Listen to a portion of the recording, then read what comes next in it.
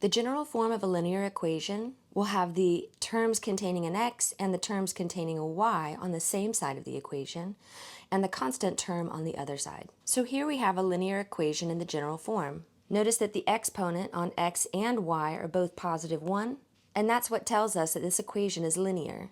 A linear equation in two variables is going to have a graph that's a line, and our preferred graphing form for the equation of a line is y is equal to mx plus b, which is slope-intercept form. In this example, we're asked to find the slope in the y-intercept. So that means we're going to want to solve this equation for y so that we can see the slope and see the y-intercept. So we'll solve this equation for y by subtracting x from both sides.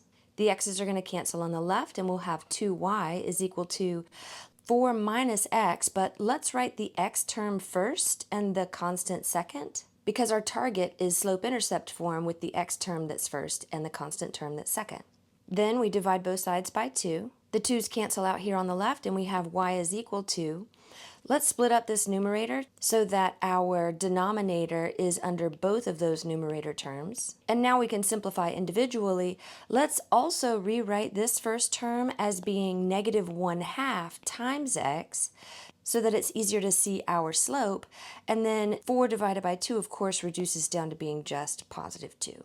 So here's our linear equation written in slope-intercept form. And this enables us to evaluate the slope, which is negative 1/2, and the y-intercept, let's write this as an ordered pair, is going to be 0, 2. When graphing this line, we're going to want to start at the y-intercept 0, 2, and then we're going to want to perform the slope out of that point. Since our slope is negative, we know that the line is going to be slanting up and to the left.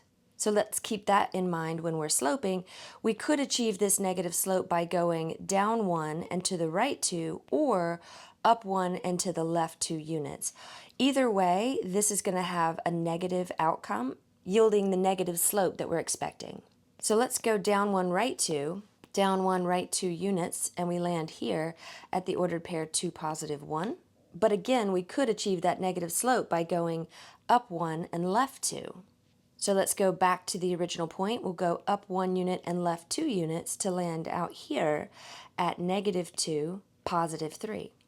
Notice the slant of the line that we've created now is going to be in this correct direction. So we'll connect these 3 dots to complete the graph of the line that we were given initially.